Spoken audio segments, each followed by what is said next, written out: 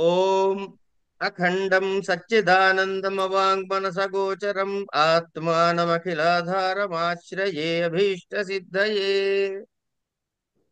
శ్రీ గురుభ్యో నమః. సూక్ష్మ శరీరాన్ని సప్తదశావయవాని లింగ శరీరాన్ని. ఇంతకుముందు శరీరానికి ఏం చెప్పాము? కారణ శరీరం అన్నాం. దానిలో మిగతాని చెప్పుకొచ్చాం. సూక్ష్మ శరీరం దగ్గరికి వచ్చేటికి సప్తదశావయవాని, దీనిలో 17 అవయవాలు పుడుతున్నాయి. ఇక్కడ ఏం పుట్టాయండి? ఆ శరీరంలో ఏం పుట్టాయి? విక్షేప శక్తితోటి ఎటువంటి కల్తీ లేనటువంటి పంచీకృతమైనటువంటి పంచమహాభూతాలు, వాటే పంచ తన్మాత్రలు అని కూడా అన్నారు. మనం కన్ఫ్యూజ్ కావక్కర్లే. ఆ పృథివీ ఆపస్తేజో వాయురాకాశ అనేది మహాభూతాలు కదండి, మళ్ళీ ఇక్కడ తన్మాత్రలు అన్నాడు ఏంటండి అని అనుకోవద్దు. ఇది ఇది అటు ఇటు కల్తీ చేయబడినటువంటి స్వచ్ఛమైనటువంటి ఇవి ఆకాశం, వాయువు, అగ్ని ఇత్యాది. ఇక్కడ అక్కడ 5 పట్టుకోండి వాటిని. అంటే మిగతావన్నీ ఓ పక్కకు పెట్టండి. మన చేతిలో పట్టుకోవాల్సినవి అయితే ఆకాశము, వాయువు, అగ్ని, నీరు, భూమి దాకా వస్తాం. తర్వాత వచ్చేవి చెప్తున్నాడు ఏమిటవి అంటే, సూక్ష్మ శరీరాన్ని సప్తదశావయవాని లింగ శరీరాన్ని. ఏమిటవి? అవయవాస్తు జ్ఞానేంద్రియ పంచకం, బుద్ధి మనసి, బుద్ధి మనసి అన్నాడు. రెండు చెప్పాడు. కర్మేంద్రియ పంచకం, వాయు పంచకం చ ఇతి. జ్ఞానేంద్రియాణి శ్రోత్రత్వక్చక్షుర్జిహ్వాఘ్రాఖ్యాని ఏతాన్యాకాశాదీనాం సాత్వికాంశేభ్యో వ్యస్తేభ్యః పృథక్ క్రమేణోత్పద్యంతే. ఇక్కడ మనం జాగ్రత్తగా గమనించాల్సిన విషయాలు చూద్దాం.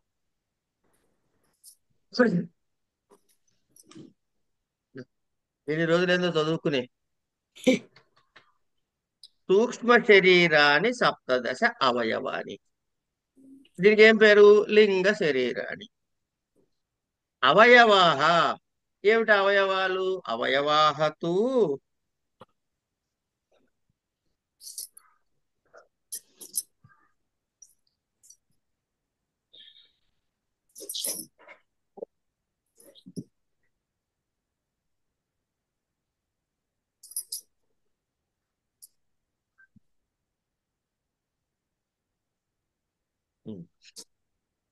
అవయవాహతు జ్ఞానేంద్రియ పంచకం. 5 జ్ఞానేంద్రియాలు. బుద్ధి మనసి, బుద్ధి మనసు. కర్మేంద్రియ పంచకం, 5 కర్మేంద్రియాలు. వాయు పంచకం, ప్రాణ అపాన వ్యాన ఉదాన సమానములు అని 5 వాయువులు. ఏమిటి? జ్ఞానేంద్రియాలు ఏమిట? శ్రోత్ర త్వక్చక్షు జిహ్వ ఆఘ్రాణ ఆఖ్యాని. అంటే మాకు బాగా అలవాటు అయిపోయింది ఏమిటండి అంటే త్వక్చక్షు శ్రోత్ర జిహ్వ ఘ్రాణములు కదా, అర్థమైంది. మనకు అలవాటైంది అదే కదమ్మా. త్వక్చక్షు శ్రోత్ర జిహ్వ ఘ్రాణాలు అనే మనకి బాగా అలవాటై ఉన్నది చెప్పడం, జ్ఞానేంద్రియాలు అనగానే. ఈయన ఏం చేస్తున్నాడు ఇక్కడ? శ్రోత్ర త్వక్ అన్నాడు. శ్రోత్ర త్వక్ చక్షు జిహ్వ ఘ్రాణ ఆఖ్యాని. ఏతాని ఆకాశాత్ ఆదీనాం, ఆకాశాదీనాం. ఆకాశాద్వాయు, వాయోరగ్ని, అద్భి పృథ్వీ, పృథ్వీ అద్భి పృథ్వీ, పృథ్వీ ఓషధి, అవన్నీ వస్తాయి కనుక. ఆకాశాద్ వాయు, వాయోరగ్ని, అగ్నేరాప, అద్భ్య పృథివీ. ఇది వరస. కనుక ఆకాశతత్వం లక్షణం ఏమిటి? శబ్ద గుణకమాకాశం అన్నాడు. ఏమండి? కనుక శబ్దం దేంతో వింటారండి మీరు? చెవులు, స్తోత్ర. అందుకని శ్రోత్రం ముందు పెట్టాడు. ఆకాశాద్ వాయు, వాయువు మీకు ఎట తెలుస్తుంది? స్పర్శ ద్వారా తెలుస్తుంది, అందుకని త్వక్. వక్. తర్వాత అగ్ని, తేజస్సు, తేజస్సు చక్షు. అందుకని ఇక్కడ చక్షు. ఏమండి? తర్వాత ఆ వాయువు తర్వాత నీరు. నీరు ఏమి జిహ్వ. తెలుస్తుంది? రుచి, అది జిహ్వ. పృథివీ తత్ర గంధవతి పృథివీ. పృథివీకి గంధవత్వం లక్షణం కనుక పృథివీ చెప్పాలంటే ఘ్రాణము, వాసనకి అది పెట్టాడు. కనుక శ్రోత్ర త్వక్చక్షు జిహ్వాఘ్రాణములు అని ఎందుకు చెప్పాడయ్యా అంటే ఆకాశాత్ పృథివీ వరకు వచ్చినటువంటి ఈ వరుస క్రమంలో దానికి మ్యాచింగ్ గా చెప్పాడు. అయిపోయిందండి. అందుకని కింద ఏతాని ఆకాశాదీనాం ఎట్లా వచ్చాయి? సరే, మళ్ళీ మళ్ళీ పైకి వెళ్ళిపోదాం. పైకి వెళ్ళిపోతే ఇది ఏమిటివి? త్రిగుణాత్మకములు కదా. ఈ త్రిగుణాత్మకములు ఎక్కడి నుంచి, ఏ అంశం నుంచి పుడుతున్నాయి అంటే సాత్వికాంశ నుంచి పుడుతున్నాయి. ఆ జ్ఞానము కాబట్టి సాత్వికాంశ అన్నాడు. తర్వాత వ్యస్తేభ్య పృథక్ పృథక్ క్రమేణ ఉత్పత్యంతే. అయిపోయింది. ఇక్కడికి జ్ఞానేంద్రియాల గురించి చెప్పేశాడు. తర్వాత బుద్ధినామ, బుద్ధినామ బుద్ధిహీర్నామ అని ఉంటుంది పైన. బుద్ధి నామ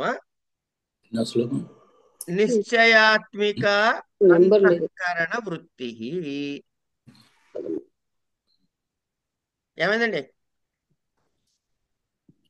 సార్ శ్లోకం నంబర్ ఎంత అని చూస్తా.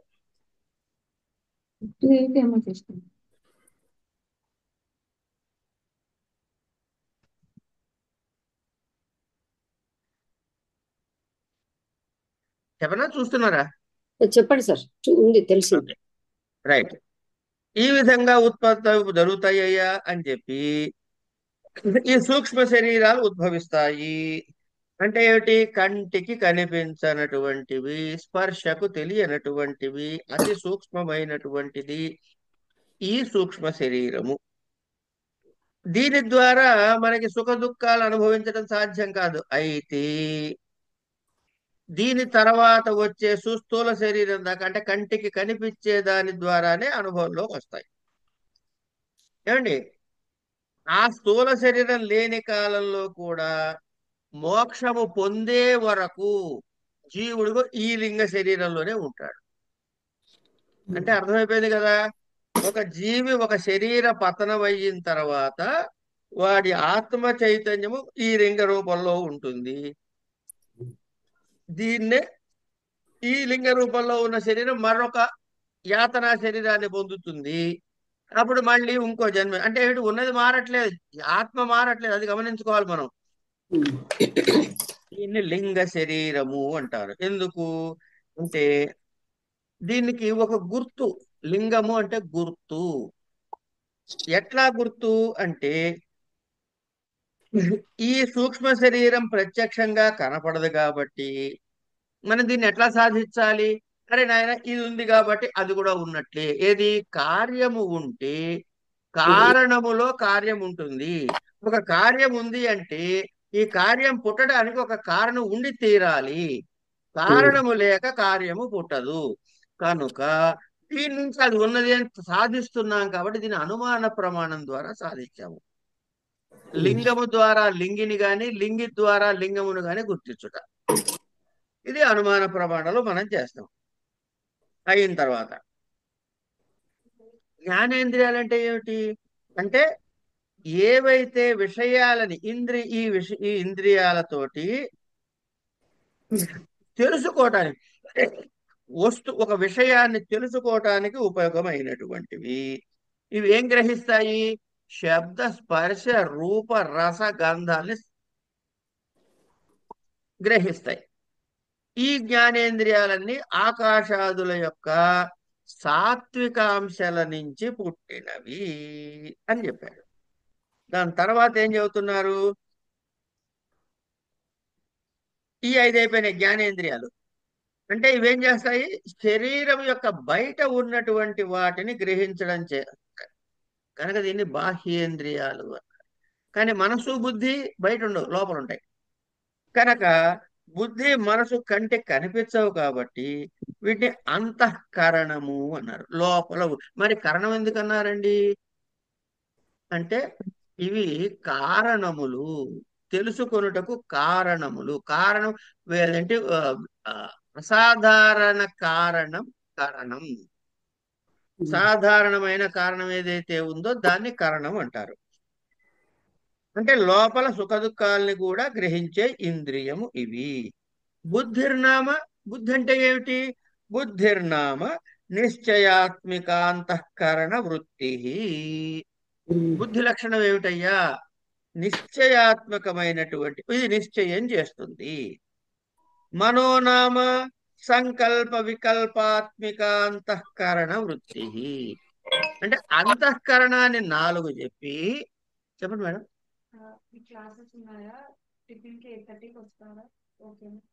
నాకు వాళ్ళు ఎవరు ఉభయం ఎవరు చెప్పారు? మరి ప్రభాత్ గారు ఏదో చెప్పినట్టు మామిడి పొద్దున మాకు ఎవరు దానం చేస్తే వాళ్ళే, మాదే ఉంది భౌతి భిక్షాందేహి. బ్రహ్మాండంగా ఓకే.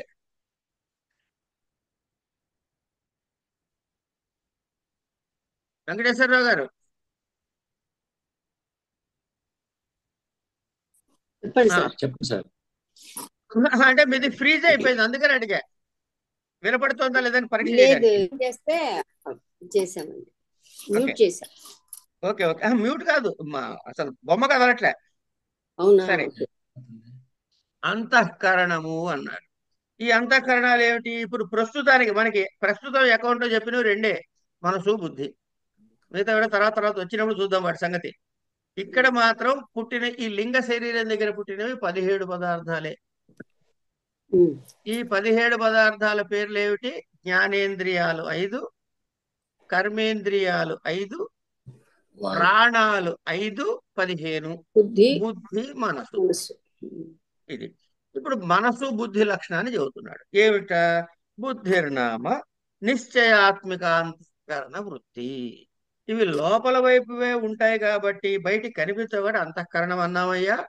ఈ అంతఃకరణలో ఈ ఫ్యాకల్టీ, ఈ లక్షణం ఉందే, ఈ వ్యవహారం ఏమిటది? నిశ్చయాత్మిక. ఇది అంటే అధ్యవసాయిని అన్న, నిశ్చయాత్మిక అన్న, ఇవన్నీ కూడా బుద్ధి లక్షణాలు. మనోనామ సంకల్ప వికల్పాంతఃకరణ వృత్తి. అనయోరేవ చిత్త అహంకారాంతర్భావ. అయ్యా ఈ రెండిట్లోనే చిత్తము అహంకారము అంతర్భవించి ఉన్నాయి. ఉమ్. అంటే ఇప్పుడు ఎన్ని అయిపోయినాయి అంతఃకరణలు? 4. అంతఃకరణ చతుష్టయం. కానీ అంతర్భవించినాడు కాబట్టి వాటి గురించి ప్రత్యేకంగా ఇప్పుడు ప్రశంస చేయొద్దు. ఉన్నవి 2 కిందే లెక్క పెట్టుకుని మాట్లాడుకుందాం మనం. ఉమ్. ఏమండి? ఏతే పునరాకాశాదిగత సాత్వికాంశేభ్యో మిలిత్వేభ్యో ఉత్పద్యంతే. తర్వాత మాట్లాడతానయ్యా. ఏతే పునరాకాశాదిగత సాత్వికాంశేభ్యో మిలితేభ్యః ఉత్పద్యంతే. ఏతేషాం ప్రకాశాత్మకత్వాత్ సాత్వికాంశ కార్యత్వం. ఏంటి నీకు సాత్వికాంశ నుంచి వచ్చాను ఎట చెప్తావయ్యా, నీ ఇష్టమేనా అని అంటే, మాస్టారు అవన్నీ ప్రకాశవంతమైనవి కదండి, ప్రతి తెలుసుకుంటున్నాయి కదా. ప్రకాశ లక్షణం ఏంది? సాత్విక గుణం ఉంది. సుఖ దుఃఖ మోహాత్మకములు సాత్విక సత్వ రజస్తమో గుణాలకి. ప్రకాశవంతము ప్రకాశమునకు కారణము చీకటి, మిగతా వీటి తామస లక్షణానికి. ఇట్లా చెప్పారు కాబట్టి ఇక సాత్వికాంశ నుంచి ఉత్పత్తి అయినాయి. అంటే బుద్ధి మనసు లింగ శరీరము యొక్క అవయవాలే, ఇది ఇంతే అని నిశ్చయించేది బుద్ధి. ఇలాగా అలాగా అని చెప్పి ఆలోచించేది మనసు. ఈ చిత్తము అహంకారం 2 కూడా ఇందులోనే అంతర్భాగాలే ఉమ్. అని చెప్పాడు. అంటే ఏంటి?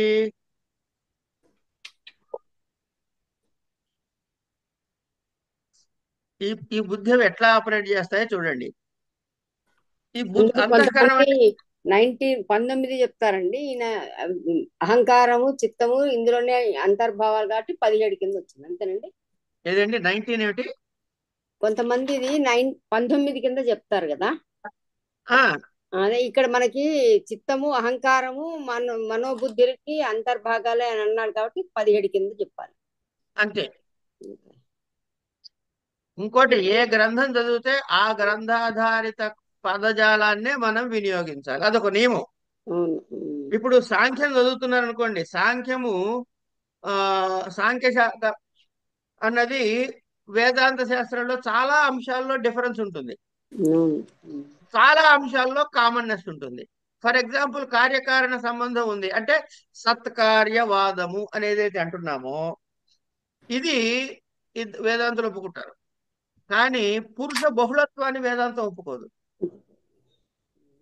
కనుక మరి అంటే పురుష బహుళత్వం నేను పాఠం చెప్పాలా, నాకు తెలుసు కదా వేదాంతంలో అట్లా లేదని చెప్పారు కదండి అని చెప్పి సాంఖ్యం పాఠం చదువుకుంటున్నప్పుడు మనం లేదండి ఒకటి వీడు తప్పు రాశాడండి అని అనకూడదు. ఎందుకంటే ఆ గ్రంథంలో అదే చెప్పారు. ఉమ్. తర్వాత గ్రంథం చదివి తర్వాత విషయం తెలుసుకుందాం. అంటే ఎక్స్ప్రెషన్ డిఫరెన్స్ అంతే. పెద్ద విషయం కాదమ్మా. ఎన్ని తిప్పి చెప్పినా ఇక్కడే ఆగుతుంది వ్యవహారం అంతా. ఎక్కడికి పోయినా మీకు ఈ 25 తత్వాల ఫ్రేమ్ వర్క్ లోంచి ఎక్కడా తప్పిపోవండి మనం. లెక్క అటు ఇటు వస్తాం అంతే. అటు ఇటు కూడా కాదు, అటు ఇటు ఉన్నట్టుగా కనిపిస్తుంది, ఆభాస మాత్రమే, నిజం కాదు. సరే. కాంబినేషన్స్ డిఫరెన్స్ అంతే. అమ్మా కాంబినేషన్స్ డిఫరెన్స్ అంతే. తర్వాత మనస్సు సంగతి చెబుతున్నాడు. ఇప్పుడు బుద్ధి అయిపోయింది, మనస్సు. మనోబుద్ధి అహంకారశ్చిత్తం కరణమాంతరం సంశయో నిశ్చయో గర్వ స్మరణం విషయ ఇమే అన్నాడు.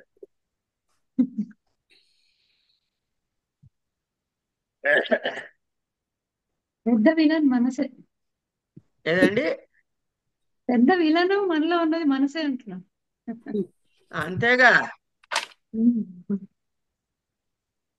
కాళ్ళు పట్టుకు లాగుతూ ఉంటుంది కిందకి. ఇయం బుద్ధి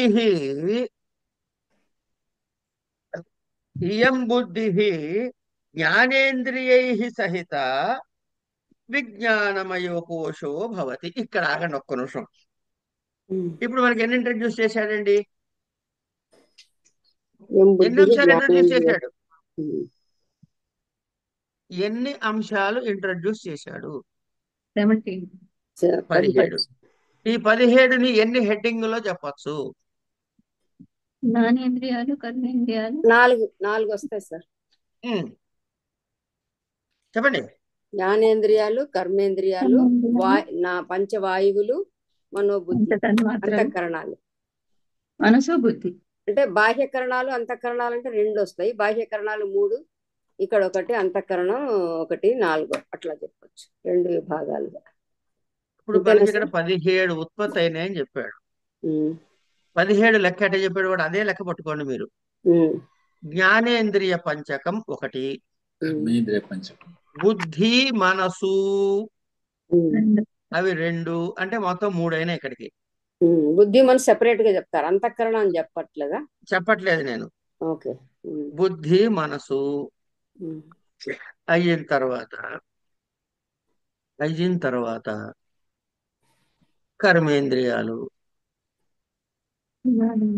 అయిన తర్వాత పంచవాయువులు, అంటే 5 కింద వస్తాయి. ఆపండి అక్కడికి ఆగుదాం. ఇప్పుడు పైన ఉన్నాడు, దీని పైన పూర్వ శరీరానికి ఏం పేరు పెట్టాము? కారణ శరీరం. ఇప్పుడు ఏ శరీరం గురించి మాట్లాడుకుంటున్నాం? లింగ శరీరం. లింగ శరీరం. సూక్ష్మ లింగ. లింగ శరీరము కారణ శరీరం అంతవరకే ఆగుదాం, దాన్ని యాడ్ చేయకండి ఇప్పుడే. ఈ కారణ శరీరానికి ఏ కోశము అని పేరు పెట్టాము? విజ్ఞానమయ కోసం అంటారు, ఆనందమయ కోసం. ఏమండి మొత్తం ఎన్ని కోశాలు ఉన్నాయి? 5 కదా. సో కారణ శరీరానికి ఒక కోశం అలాటెడ్, ఆనందమయ కోశం. ఈ లింగ శరీరానికి 3 కోశాలు ఉన్నాయి. ఏమండి సరే, తర్వాత వచ్చేటటువంటి స్థూల శరీరానికి ఒక కోశం పెడదాం, అట్టి పెడదాం దాన్ని ఈ అట్లా. కారణ శరీరం లింగ శరీరం ఒకటి కాదా సార్? ఒకటి ఆవర్ తల్లోయ్, నువ్వు లింగ కీకరకాయ శరీరం అయిపోయింది. సూక్ష్మ శరీరం ఒకటి. ఓహో, లింగ శరీరం సూక్ష్మ శరీరం. గురువుగారి కోపం వచ్చింది పాఠం తప్పు చెప్తుంటే మీరు. సరే, కాదమ్మా, కారణ శరీరం, లింగ శరీరము, సూక్ష్మ శరీరం ఇవన్నీ ఒక పేర్లు. ఓకే. ఏమండి, దాని అవస్థ పేరు సుషుప్తి, దీని అవస్థ పేరు స్వప్నం. స్వప్నం. ఓకే. ఇక్కడ 3 కోశాలు తయారవుతాయి. ఇప్పుడు మనం ఈ 3 కోశాలను తయారు చేద్దాం. ఏమండి, ఏమిటా కోశాలు? విజ్ఞానమయ కోశము. ఏమండి చెప్పండి. విజ్ఞానమయ కోశం ఒకటి, విజ్ఞానమయ మనోమయ కోశం, మనోమయ కోశం ఒకటి, తర్వాత ప్రాణమయ కోశం. ప్రాణమయ కోశం ఒకటి, అంతే. అన్నమయ కోశం. అన్నమయ దీంట్లో అన్నమయ్య ఇంకా రాలే మనం. అన్నమయ్యను త్యాగరాజు రామదాస్ తర్వాత వస్తారు. స్థూల శరీరంలోకి వస్తారు. ఓకే. అన్నమయ్య, త్యాగరాజు, రామదాసుని తర్వాత తెచ్చుకుందాం. ముందు 3 కోశాలు తెచ్చుకుందాం. విజ్ఞానమయ, మనోమయ, మనోమయ, ప్రాణమయ. ప్రాణమయ. ప్రాణమయ. చాలా సింపుల్ గా మీరు ఇప్పుడు ఆలోచించండి. ఏమిటది అంటే, మనకి విజ్ఞానం అంటే ఏంటంటే జ్ఞానం కలగడమే కదా. కనుక ఏ ఇంద్రియాలను పట్టు, ఈ 5 ఎలిమెంట్స్ పట్టుకోండి ముందు. ఫస్ట్ ఏమేమిటవి? జ్ఞానేంద్రియములు, జ్ఞానేంద్రియములు, కర్మేంద్రియాలు, పంచవాయువులు. అందులోంచి జ్ఞానేంద్రియాలను పట్టుకోండి, తీసుకొచ్చుకోండి. ఏమండి, మీకు ఒక విజ్ఞానం కలిగింది అంటే అది సమగ్రంగా కలిగినట్లా, లేకపోతే అవునా ఇదా అదా అనుకున్నట్లా? సమగ్రంగా కలిగినట్టే. అంటే అది బుద్ధి పనే లేకపోతే మనసు పనే? బుద్ధి. బుద్ధి. కనుక ఈ జ్ఞానేంద్రియాలు ప్లస్ బుద్ధి కలిస్తే వచ్చిన దాని పేరు విజ్ఞానమయ కోశం అనండి. అయిపోయిందండి. ఇక్కడ వీడు ఏం చేస్తాడో అవన్నీ తర్వాత చూద్దాం. తర్వాత ఇక అయిన తర్వాత బుద్ధితో వస్తే విజ్ఞానమయ కోశం. అదే జ్ఞానేంద్రియాల్ని మనసుతో కలిపామనుకోండి, మనోమయ కోశం అందాం. ఏమండి, అర్థమైందా కాలేదా? అర్థమైంది సార్.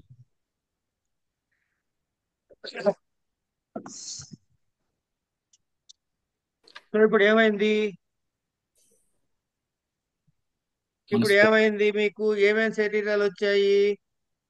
మనోమయ, విజ్ఞానమయ, మనోమయ వచ్చాయి. ఇక ఆ మూలకు కొన్ని ఉన్నాయి,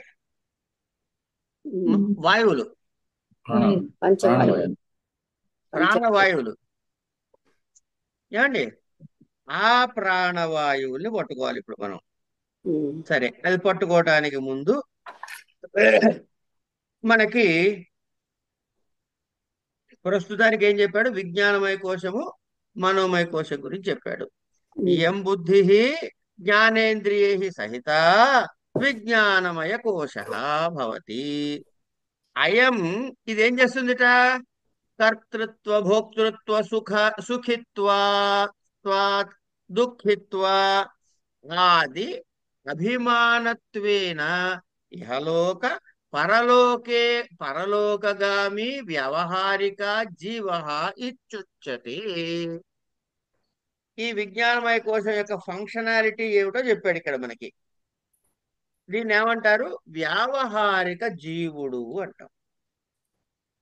ఏమండి, ఈ జీవి ఈ శరీరంలో ఉన్నటువంటి స్టేటస్, ఈ విజ్ఞానమయ కోశంలో ఉండే స్టేటస్లు ఏంటంటే మనకి సారీ నేనే కర్తని, నేనే భోక్తని, నేను సుఖపడుతున్నాను, నేను దుఃఖపడుతున్నాను అనుకుంటున్నాడు. ఇలా నేను అనుకునే వాడికి ఏం పేరు పెట్టుకున్నాండి? అహంకారంగా పెట్టుకుంది మనం.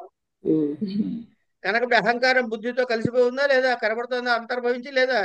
ఉమ్, అది ఇది జ్ఞానము. విజ్ఞానము కలుగుట కనుక ఇది విజ్ఞానమయ కోశము అంటారు. వీడే నేను పుట్టాను, నేను తిన్నాను కనుక నాకు ఇంత లాభం వచ్చింది, నేను కర్తని నేను భోక్తని, అనుభవించడానికి మళ్ళీ పుడుతూ ఉంటాను. కనుక ఈ భూమి మీద పుడుతూ ఉంటాడు, స్వర్గానికో నరకానికో పోతాడు, మళ్ళీ భూమి మీద పుడుతాడు, ఇటు తిరుగుతూనే ఉంటాడు వీడు.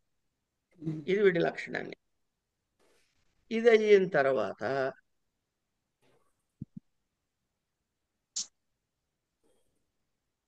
మనస్సు జ్ఞానేంద్రియాలతో కలిస్తే, మనహతు జ్ఞానేంద్రియై సహితం సత్ కలిసినట్లయితే మనోమయ కోశ భవతి. ఇది మనోమయ కోశం అవుతుంది అని చెప్పాడు.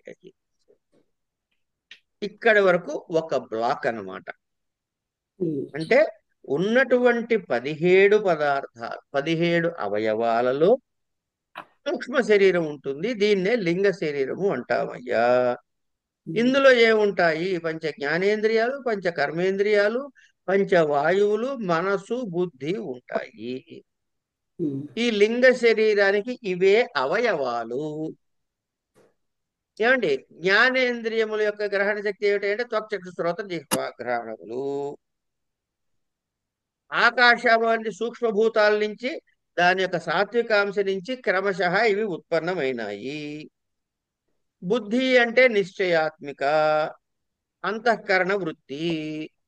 సంకల్ప వికల్పాలు చేసేటటువంటి లక్షణం ఉన్నటువంటి అంతఃకరణ వృత్తి పేరు మనస్సు.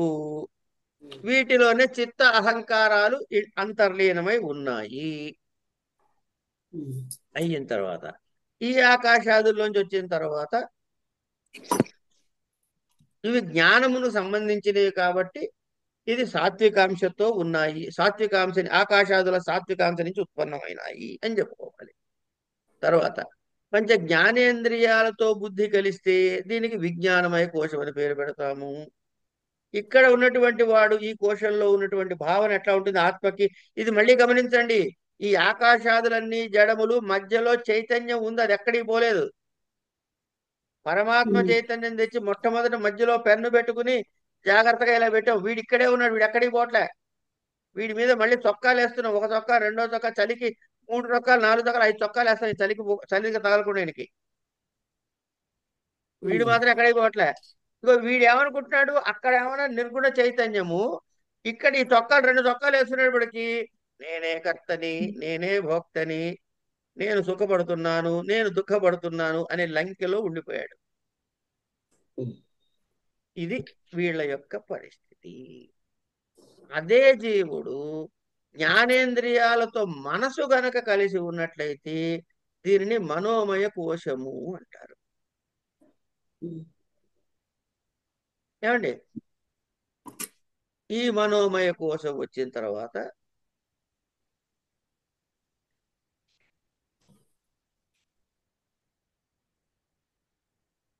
అది చెట్ట, మనిష, అది స్థాణువా, మనిష అని ఆలోచించేది మనసు. అది మనిషే, అది చెట్టే అని నిర్ణయం చేసేది బుద్ధి. ఉమ్, కనుక నిశ్చయాత్మక వృత్తి ఏమన్నా బుద్ధి, సంశయాత్మక వృత్తి ఏమన్నా మనస్సు. ఇది చాలా క్లియర్ గా మనకు అర్థం కావాలి. ఈ పంచజ్ఞానేంద్రియాలు బుద్ధి మనసుతో కలిసి అపంచీకృతమైన పంచమహాభూతాల యొక్క సాత్విక అంశ నుంచి పుట్టాయి. ఉమ్, ఎందుకు? ఇవే ప్రపంచంలోని పదార్థములను ప్రకాశింపచేస్తాయి కనుక, దానికి ఆ శక్తి వాటికే ఉన్నది కనుక. ఉమ్, దీన్ని విజ్ఞానమయ కోశము తర్వాత వగైరా వగైరా చెప్పుకున్నాం. ఇది అయిన తర్వాత ఇక్కడ విషయం ఏంటంటే, ఎవరే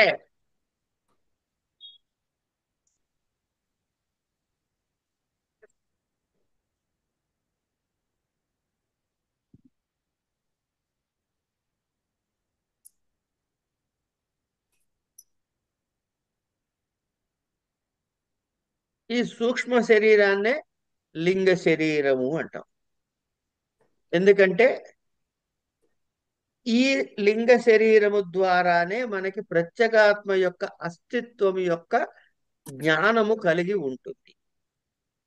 లింగ్యతే జ్ఞాప్యతే ప్రత్యేగాత్మ సద్భావ, ప్రత్యేగాత్మ సత్ ఉన్నాడని చెప్పే భావం కలిగినకి ఏభిరితి లింగాని లింగాని చతాని శరీరాని ఇది లింగ శరీరాని అని వ్యుత్పత్తి చెప్పుకోవచ్చు. అట్లాగే శతపథ బ్రాహ్మణం కనుక మీరు గమనించినట్లయితే అందులో చెబుతాడు సప్తదశ ప్రజాపతి అని. సప్తదశ ప్రజాపతి అని అంటే ఈ సూక్ష్మ శరీరానికి 17 అవయవాల గురించి అక్కడ అన్యాపదేశంగా ఉటంకింపు కనబడుతుంది. అయిన తర్వాత ఇక ఈ మనసు బుద్ధి ఉన్నాయే ఇవి ఇంద్రియాలతో కలిసి ఉన్నాయి కాబట్టి దీన్ని అంతరింద్రియము అన్నారు. లోపల ఉండే కరణం కాబట్టి అంతఃకరణము అన్నారు. ఎందుకు చెప్తా కదండి సాధక తమంకరణం అని. అంచేత ఇవి మిగతావన్నీ కూడాను సాధించటానికి ఇవే కారణాలు గనక ఇది సాధక తమం గనక మనకి విషయ జ్ఞానం కలగటానికి ఇవే ప్రధానము కనుక ఇట్లా రకరకాలైన వ్యుత్పత్తులు మనకి చెప్పుకుంటూ పోతారు. తర్వాత ఏం చెబుతున్నాడు అంటే కర్మేంద్రియాణి, కర్మేంద్రియాల గురించి చెబుతున్నాడు. వాక్ పాణి పాద పాయూపస్థాఖ్యాని, వాటి పేర్లు చెప్పాడు. కర్మేంద్రియాలు ఏమిటయ్యా? వాక్ పాణి పాద పాయు ఉపస్థ. ఏతాని ఆకాశాదీనాం రజోంసేభ్యో వ్యస్తేభ్యః పృథక్ పృథక్ క్రమేణోత్పద్యంతే.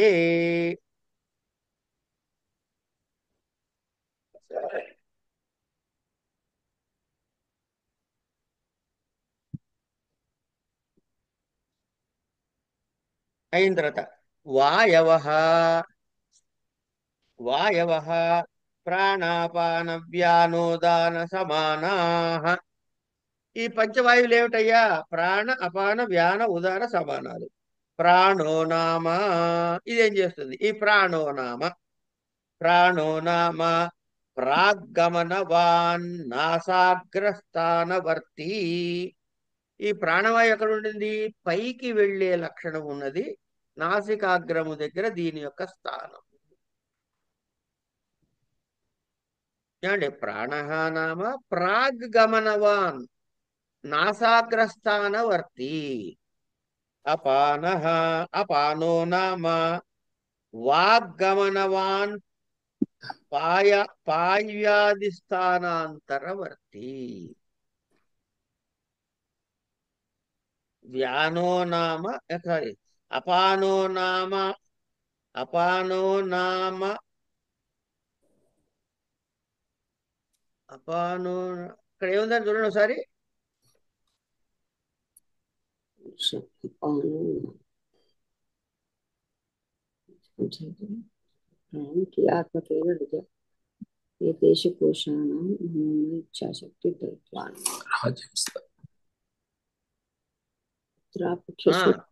అవగమాత్ అండి అది. అమ్మయ్య, అపానో నామావగమన, అవాగమన కిందకి వెళ్ళేది అది. అయిపోయింది, సరిపోయింది, తీసేయండి. చూడకండి, ఇంకా అయిపోయింది, అర్థమైంది. వాయు అనేది ఎక్కడుంటుంది? పాయ్వ్యాధి స్థానాంతరవర్తి. అపాన వాయువు శరీరం ఎక్కడుంది? వాయువు ఇత్యాది స్థానాల్లో ఉంటుంది. వ్యానోనామ, వ్యానం ఏం చేస్తుంది? విశ్వగమనవాన్ అఖిల శరీరవర్తి. వ్యాపించింది. వ్యానం అంటే ఏమిటి? నామ విశ్వగమనవాన్ అఖిల శరీరవర్తి, సర్వవ్యాపకంగా ఉంటుంది. ఉదానో నామ కంఠస్థానీయోర్ధ్వగమనవాన్ ఉత్క్రమణ వాయు. ఈ ఉదాన వాయువు ఏమిటి అంటే కంఠస్థానీయమై ఉంటుంది, వాడికి మనం విషయం గమనించండి. ఈ మాట మీరు అంటే వాళ్ళు శాస్త్రం చదువుకున్నారో చదువుకోలేదో మనకి తెలియదు కానీ పండిత పామరులు అందరూ ప్రయోగించే ఒక ప్రయోగం చెబుతారు. వాడికి ప్రాణాలు గొంతులోకి వచ్చాయరా అంటారు. ఉమ్, ఈ మాట విన్నారా? ఉమ్, వాడికి ప్రాణాలు కంటగతమైనరా. అదే విధంగా ప్రాణో కంటగతైర్వాపి ఏదో శ్లోకం కూడా ఉంది. ఉమ్, ధర్మం చేయడానికో లేకపోతే దేనికో చెబుతారు. ఈ ఉదాహరణ వాయువు కంఠస్థానంలో ఉంటుంది. ఇది ప్రాణ ఉత్క్రమణకి ఉపయుక్తమైన వాయువు. ఉమ్, ఊర్ధ్వగమనవాన్ ఉత్క్రమణ వాయువు. ఇక సమానం నామ సమానో నామ శరీర మధ్యగత ఆశిత పీతాన్నాది సమీకరణకర. ఉమ్, ఈ సమానం ఏం చేస్తుంట శరీర మధ్యగత, శరీర యొక్క మధ్యములో ఉండి అశీత పీత ఆనంది సమీకరణకర. అంటే అన్నిటినీ ఒక చోటికి చేసేందుకు, సమీకరణ చేసేందుకు ఉపయుక్తమైనటువంటి వాయువు అని దీనికి చెప్పి తర్వాత ఏం చెప్తున్నాడు, ఇంకొక విషయాన్ని చెప్తున్నాడు.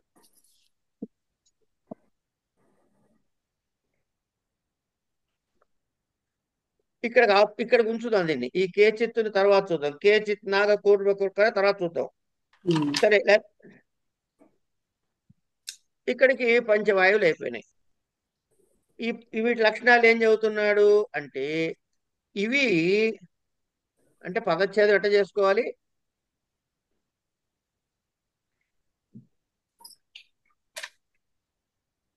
కర్మేంద్రియాణి వాక్ పాణి పాద పాయు ఉపస్థ ఆఖ్యాని ఏతాని పునః ఆకాశాదీనాం రజ అంశేభ్యః వ్యస్తేభ్యః పృథక్ పృథక్ క్రమేణ ఉత్పద్యంతి.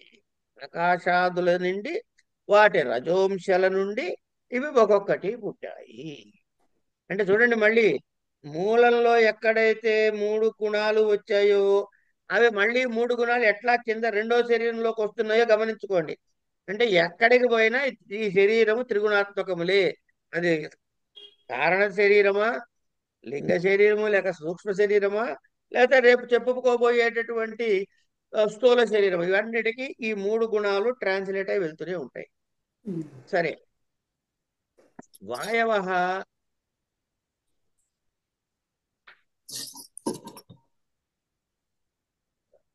ప్రాణ అపాన వ్యాన ఉదాన సమాన. ప్రాణము అంటే ఏంటి? ప్రాణ నామ ప్రాగమనవాన్ నాసాగ్రవర్తి. అపాన నామ అవాగమనవాన్ పాయు ఆది స్థానవర్తి. ఇట్లా చెప్పుకుంటాం. దీనివల్ల ఏంటి అర్థమైంది మనకి అంటే వాక్ పాణి, పాణి అంటే చెయ్యండి, వాక్ అంటే మాట, పాణి పాయు ఇవన్నీ కూడాను. ఇక్కడ చూడండి, వాక్కు పాణి పాయు వచ్చినప్పటికి వాక్ అంటే ఏమిటి? శబ్దము. శబ్దం దేని గుణకము? ఆకాశాది గుణకం. శబ్ద గుణకం ఆకాశం అన్నాం కదా, కనుక ఆకాశం. తర్వాత చెయ్యేమిటి? పాణి. ఆకాశాద్ వాయు, వాయోరగ్ని. ఈ గమనానికి ఉష్ణానికి సంబంధం ఉంటుంది. ఇట్లా ఇవన్నీ వరుసగా వేసుకుంటూ పోతే ఇదే క్రమంలో రజోగుణాంశం నుంచి వచ్చినవి మనకి క్లియర్గా తెలుస్తుంది. ఈ వాయువులు ఎక్కడెక్కడున్నాయి, ఏవేం చేస్తాయి అనే విషయాన్ని మనం చెప్పుకున్నాం. ఉదాహరణ వాయువు ఏమైనా ఉత్క్రమణ కాలంలో ఉంటుందని, శరీరంలో మధ్య భాగంలో ఉంటూ మనము తిన్నది, తాగినది, ఈ అన్నాదులు ఏవైతే ఉన్నాయో ఇవన్నిటినీ కూడా బాగా అరుగుదల చేయటానికి సమాన వాయువు ఉపయుక్తం అవుతుంది అండి. ఉమ్, కొంతమంది ఏం చెబుతారు అంటే మిగతా విషయాలు ఏమేం చెబుతారో చెబుతారు. ఏమిటది? కేచిత్తు నాగకూర్మకృకల దేవదత్త ధనంజయాఖ్యాః పంచాన్యే వాయవః సంతీతి వదంతి. ఈ కేచిత్ అంటే ఏమిటి? కొంతమంది. కొంతమంది అంటే ఎవరంటే ఒకటే గుర్తు పెట్టుకోండి. మనం ఇప్పుడు ఏ శాస్త్రం చదువుకుంటున్నాం, ఏ దర్శనం చదువుకుంటున్నాం? వేదాంత దర్శనం. వేదాంతం. కనుక కేచిత్ అన్నాడంటే వేదాంత దర్శన భిన్నమైన ఇతర దర్శనకారులు. వాడు సాంఖ్యుడు కావచ్చు, ఇంకెవడైనా కూడా కావచ్చు, వైశేషికుడా, సాంఖ్యుల, ఇవన్నీ తర్వాత విషయాలు, ఆ వివరాలు తర్వాత. ఇక్కడ మనం తెలుసుకోవాలంటే సాంఖ్యులు అని అందాం. వీళ్ళు ఏమంటారు? నాగ కూర్మ కృకల దేవదత్త ధనంజయ అనే 5 అన్యవాయువులు కూడా ఉన్నాయ్యా అని అంటారు. కేచిత్తు నాగకూర్మ కృకల దేవదత్త ధనంజయాఖ్యా పంచాన్యే వాయవ వదంతి సంతి ఇది వదంతి. తత్ర నాగ ఉద్గిరణకారః కూర్మః ఉన్మీలనకరః కృకలః క్షుత్కరః దేవదత్తో జృంభణకరః ధనంజయ పోషణకరః ఏతేషాం ప్రాణాదిష్వంతర్భావాత్ ప్రాణాదయః పంచౌ పంచౌ నేతి కేచిత్. అయితే కొంతమంది ఏమన్నారు? ఇగో ఈ 5 వాయువులు కూడా ఉన్నాయ్యా వేరేగా, కనుక ఇవేమేం చేస్తున్నాయి?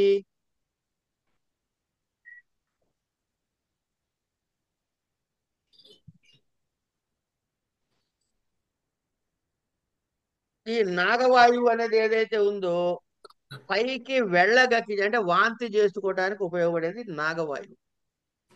తర్వాత కళ్ళు తెరవటము ముయ్యటము ఇవి చేసేది కూర్మవాయువు వల్ల జరుగుతుందని, కృకల వాయువు ఆకలి పుట్టిస్తుందని, దేవదత్త వాయువు ఇగో నాకు వస్తున్న ఆవలింతలు పుట్టిస్తుందని, ఇట్లా ధనంజయ వాయువు శరీరానికి పుష్టిని కలిగిస్తుందని, ఇట్లా వీటి కార్యాలను కూడా చెప్పారు.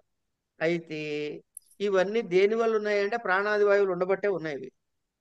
కనుక ఇవి అందులో అంతర్భవించున్నాయి కాబట్టి దీన్ని ప్రత్యేకంగా మనం చెప్పుకోక్కర్లేదు అని ఈ వాయువు లక్షణాలని చెప్పారు. ఇది అయిన తర్వాత ఏమండి, ఇప్పుడు దాకా మనం ఏవేవి చెప్పుకున్నాము? ఏ ఏ కోశాలు చెప్పుకున్నాము? విజ్ఞానమయ, మనోమయ, జ్ఞానమయ, ప్రాణమయ. ప్రాణమయ, మనోమయ, విజ్ఞానమయ, బుద్ధి, మనసు. ప్రాణమయ మనము ఇప్పటివరకు విజ్ఞానమయ కోశంలో ఏవేవి ఉంటాయో అట్లాగే మనోమయ కోశంలో ఏవేవి ఉంటాయో చెప్పుకున్నాం. కానీ మనం ఇంకా ప్రాణమయ కోశంలో ఏ ఏ కాంబినేషన్ ఉంటే చెప్పుకోలే కదా. జ్ఞానమయం, ఇక్కడి వరకు వచ్చి ఆగాం అంతే.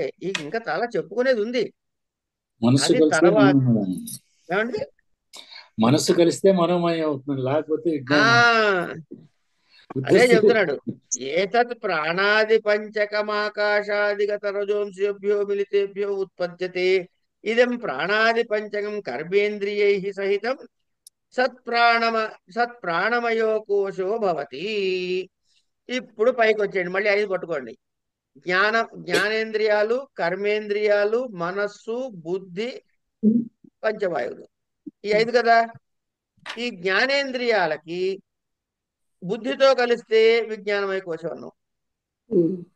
ఈ జ్ఞానేంద్రియాలకి మనసుతో కలిస్తే మనోమయ కోశం అన్నాం. ఇక్కడ మీరు చూడండి, ఒక్కసారి ముందు వాక్యం తీయండి, ఈ కోశాల గురించి చెప్పిన దగ్గరికి వెళ్ళండి. సూక్ష్మ శరీరాణి అంటే వాళ్ళ స్టార్టింగ్ పాయింట్. సప్తదశావయవాని లింగ శరీరాణి అవయవాః జ్ఞానేంద్రియ పంచకం బుద్ధి మనసి కర్మేంద్రియ పంచకం వాయు పంచకం చేతి అన్నాడా లేదా? ఇప్పుడు ముందు జ్ఞానేంద్రియాలు పట్టుకున్నాడు. జ్ఞానేంద్రియాలతో ఏం కలిపాడు? బుద్ధిని కలిపాడు. అది విజ్ఞానమయ కోశం అన్నాడు. అదే వరుసలో జ్ఞానేంద్రియాలకి ఏం కలిపాడు? బుద్ధి తర్వాత ఉన్న మనసుని కలిపాడు. ఏమండి, మనోమయ కోశం అన్నాడు. ఇవి మిగిలిపోయిన 2 ఉన్నాయి, కర్మేంద్రియాలు, వాయువు. ఇవి 2 కలిపి ప్రాణమయ కోశం అన్నాడు. అది ఇప్పుడు చెప్తున్నాడు ఇక్కడ. ఏతత్ ప్రాణాది పంచకమాకాశాది గత రాజవంశ విలితేభ్యో ఉత్పద్యంతే ఇదం ప్రాణాది పంచకం కర్మేంద్రియై సహితం సత్ ప్రాణమయో కోశో భవతి. అస్య క్రియాత్మకత్వేన రజోంశంకారత్వం.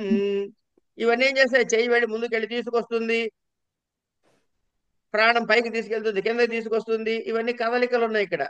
ఉమ్, ఈ కర్మంలో కదలికలు అంటే అంటే క్రియాశీలత్వం. క్రియాశీలత్వం దేని లక్షణం అంటే రజోగుణ లక్షణం. ఉమ్, అందుకని ఇది రజోంశ కారకత్వం అన్నాడు. జ్ఞానేంద్రియాలు వాటిని ఏమన్నా సత్వకాంశం అన్నాడు. ఇది రజోగుణం అంశం, రజోవంశ అన్నాడు.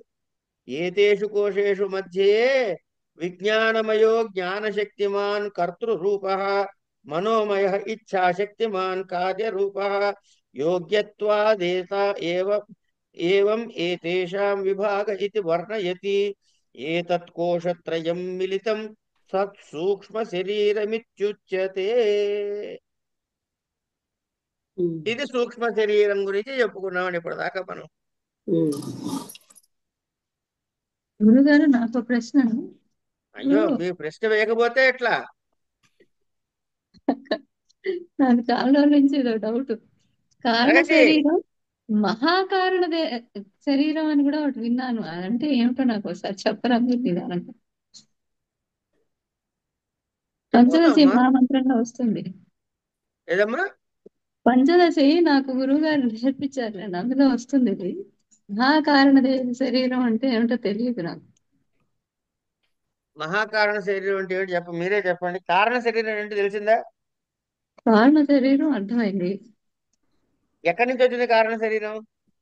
అంటే మన పుట్టుకతోనే వస్తుంది కదా అది కారణం. అవన్నీ చెప్పద్దు, మీకు అర్థం కాలేదా లెక్కన. ఆ, మనం కారణ శరీరం అనేది ఎక్కడ దేనికి పెట్టాం పేరు? ఏ స్థితి నుంచి వస్తే పెట్టాం పేరు? కొంచెం కన్ఫ్యూజన్ గానే ఉంది నాకు అది. సరే, ఒక చిన్న సింపుల్ ఆన్సర్ చెప్తా మీకు.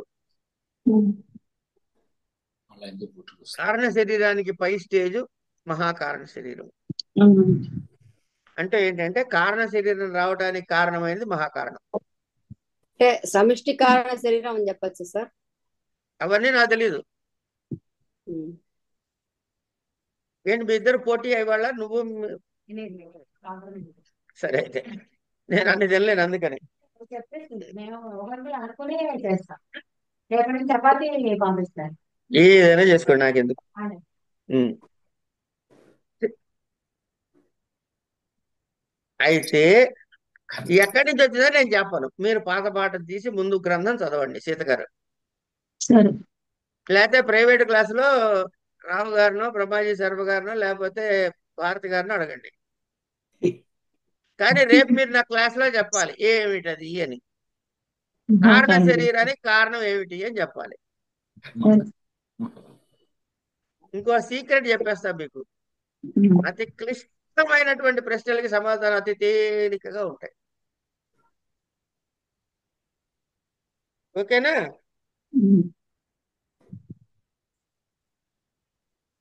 ఈ విజ్ఞానమయ మనోమయ ప్రాణమయ కోశాలు మూడు కలిపి వీటిని ఏం చేస్తామంటే సూక్ష్మ శరీరం అంటాం.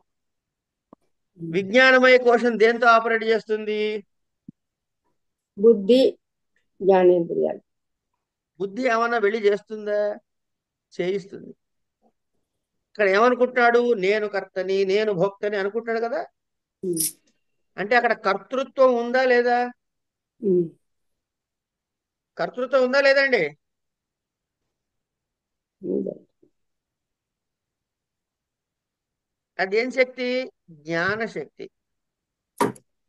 దాని తర్వాత ఏమిటి? మనోమయ కోశం.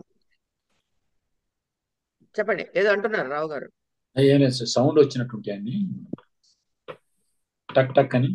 లేదు, జ్ఞాన శక్తి.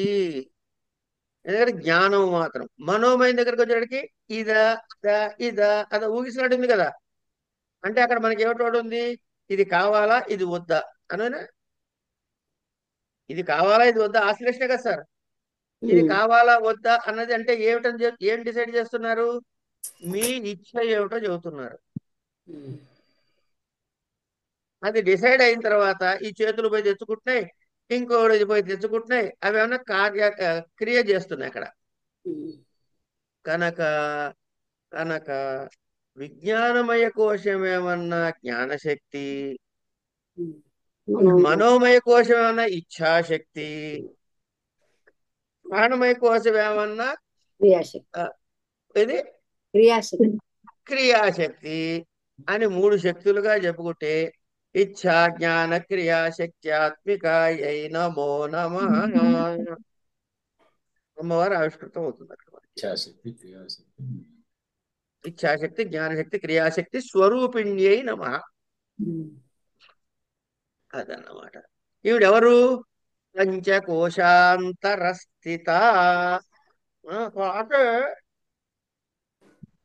నమస్కారం పెట్టేళ్ళు పెద్దవాళ్ళకి. గాడిద ముందు నమస్కారం పెట్టు పెద్దవాళ్ళకి. సరిగ్గా పెట్టు. పెట్టవా? పెట్టు నమస్కారం, తర్వాత మాట్లాడు. ఎవరు? లే లే మరి పెట్టు, గవ్వ పెట్టే. మమ్మీ లేదు మీరు పెట్టు, దండం పెట్టు ఫస్ట్. పెట్టవా? పెట్టవద్దు దెబ్బే, నాకే నీకేం చెప్పను నేను. పో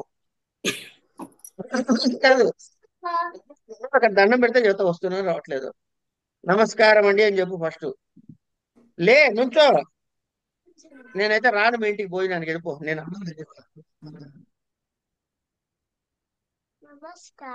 సరిగ్గా వాళ్ళకి వినపడేలా కనపడి చెప్పు. ఇక్కడ కనపడాలి నువ్వు నాకు. ఇక్కడ ఇక్కడ కనపడితేనే ఇక్కడ కనపడతావు, నుంచుంటే కనపడతావు. ఇట్లా అడ్డగా సీడి అని చెప్పు. ఇప్పుడు చెప్పు నమస్కారం అండి అని చెప్పు. చేతులు కనపడ పైకి, పైకి ఎత్తు చేతులు. ఆయుష్మాన్ భవ. అది చూసావా? మీ పేరేంటి నాన్న? దాని పేరా వెంకట పిచ్చమ్మ. మరి వాడు నువ్వు చెప్తే చెప్పు. అడిగాడు నీ పేరేంటో అడిగారు, చెప్పు. ఏంటమ్మా నీ పేరు శ్రీకృతి. చెప్పరా? దాని పేరు శ్రీకృతి. శ్రీకృతి శ్రీకృతి. కనుక ఇక్కడ విషయం ఏంటంటే ఇచ్ఛాశక్తి జ్ఞానశక్తి క్రియాశక్తుల యొక్క రూపాన్ని మనకి ఈ సూక్ష్మ శరీరంలో ఆవిష్కరించబడినది. ఇక్కడి నుంచి తర్వాత స్థూల శరీరం. అవన్నీ అయిన తర్వాత ఈ అవయవాల గురించి అవన్నీ చెప్పేసి వీటితోటి సూక్ష్మ శరీరం ఎలా ఏర్పడిందో చెప్పారు. ఇక్కడి నుంచి ఇంకేం చెబుతాడు అని ఆ విషయాన్ని రేపు చూద్దాం. ఇవాటికి ఇక్కడ ఆపేద్దాం. స్వస్తి. ఇంకా ఏమైనా కాస్త కూస్త మిగిలిపోతే రేపు చెప్పుకుందాం.